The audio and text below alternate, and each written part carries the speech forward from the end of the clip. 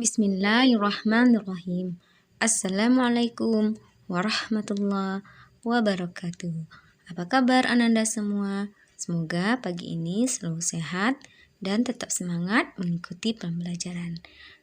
Hari ini kita akan belajar tema 5F, subtema 2, pembelajaran 5 dan 6. Pada pagi ini kita akan membahas muatan IPA, Bahasa Indonesia, SPDP, dan PPKN. Sebelum pembelajaran dimulai, mari sama-sama kita membaca basmalah. Bismillahirrahmanirrahim. Selamat belajar. Semoga pagi ini ilmunya membawa berkah untuk kita semua. Untuk muatan IPA pada hari ini, kita akan bahas mengenai keuntungan dan kerugian perpindahan kalor dalam kehidupan sehari-hari. Kamu sudah mengetahui macam-macam cara perpindahan kalor, baik secara konduksi, konveksi, ataupun radiasi. Adanya perpindahan kalor ini dapat membantu kita dalam kehidupan sehari-hari, seperti ibu lebih mudah merebus air menggunakan panci, udara dapat bersirkulasi melalui jendela, atau baju lebih cepat kering di bawah terik matahari. Namun, kita tetap harus berhati-hati dalam beraktivitas. Perpindahan kalor juga dapat merugikan. Misalnya, saat memasak air, kita tidak boleh meninggalkan kompor yang sedang menyala. Nah, berikut kita lihat beberapa keuntungan dan kerugian perpindahan kalor lebih lengkapnya. 1. Konduksi. Aktivitasnya seperti memasak air menggunakan panci aluminium.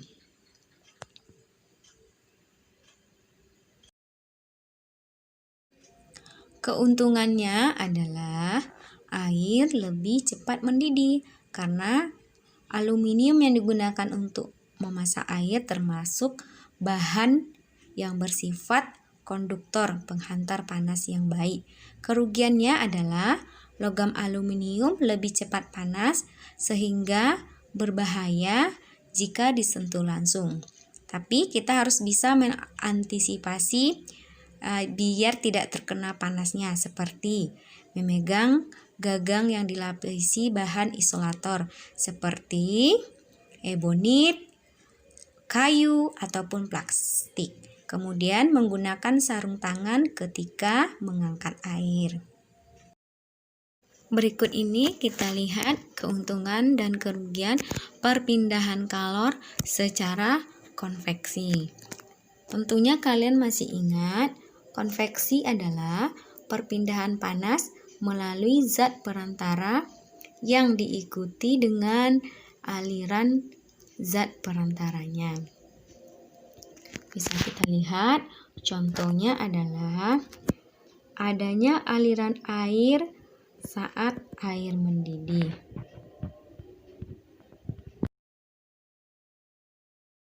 Bisa kita lihat keuntungan perpindahan panas secara konveksi, yaitu air lebih cepat panas karena aliran air yang panas berasal dari dasar wadah menyebar ke seluruh bagian wadah.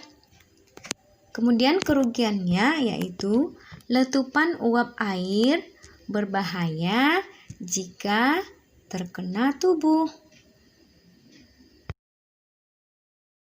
Nah, untuk mengantisipasi supaya hal itu tidak terjadi, maka dapat kita lakukan dengan menggunakan tutup panci saat memasak air, sehingga kita tidak akan terkena percikan air yang sedang mendidih. Selanjutnya,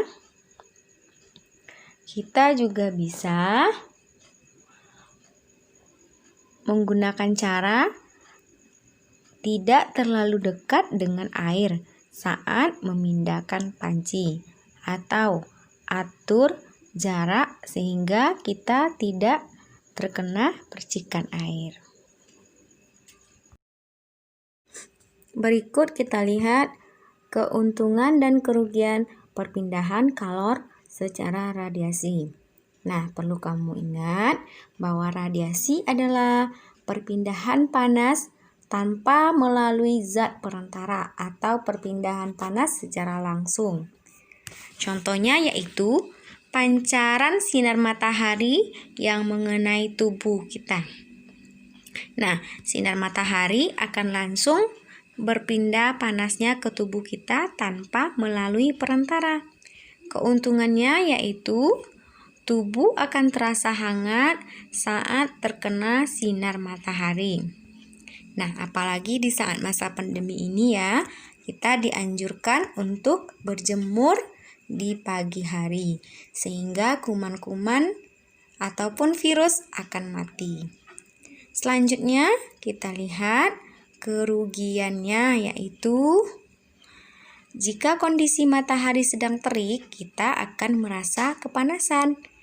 Ini suasana ketika siang hari atau ketika jam 12 ke bawah ya, saat matahari sudah terasa panas atau terik. Nah, untuk mengantisipasinya, kita bisa menggunakan payung atau topi untuk melindungi tubuh dari sinar matahari langsung. Pada pembahasan selanjutnya, kita akan membahas muatan bahasa Indonesia, membuat ringkasan, teks penjelasan. Nah, tentunya kamu masih ingat kan apa itu ringkasan? Saya ingatkan lagi ya bagi yang lupa. Ringkasan merupakan intisari atau bentuk singkat dan efektif dari suatu teks. Berikut ini beberapa langkah yang bisa kamu kerjakan untuk membuat ringkasan teks. Yang pertama adalah menemukan pokok pikiran dari setiap paragraf. Kemudian, kamu juga bisa membuat diagram untuk memudahkan memahami pokok pikiran dari setiap paragraf pada teks tersebut. Selanjutnya, barulah kamu dapat membuat kesimpulan dengan bahasamu sendiri. Nah, selamat mencoba berlatih ya. Mudah-mudahan kamu bisa. Muatan SBDP-nya kita akan membahas mengenai ragam pola lantai tari daerah. Bisa kita lihat beberapa contoh tari daerah dengan pola lantainya. Seperti pola melingkar pada tari kecak. Nah, seperti yang kita ketahui, tari kecak berasal dari daerah Bali.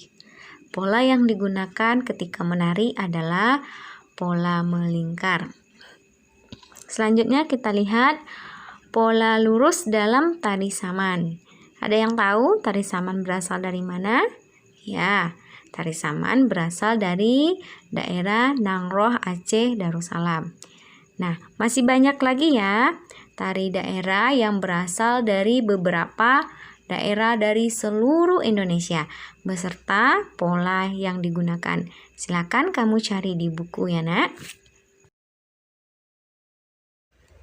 Untuk muatan PPKN-nya, kita akan membahas mengenai hak dan kewajiban yang disajikan dalam bentuk komik. Kamu masih ingat kan apa itu hak? Hak adalah sesuatu yang bisa kita terima.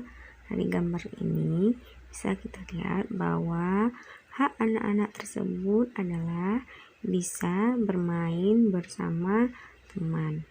Selanjutnya, kita lihat apa itu kewajiban. Kewajiban adalah segala sesuatu yang harus kita laksanakan.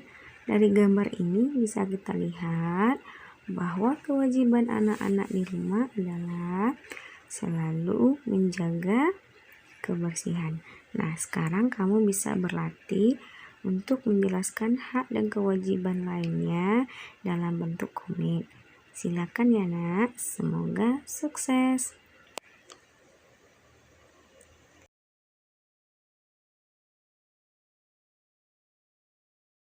Nah, demikianlah pembahasan kita pada hari ini.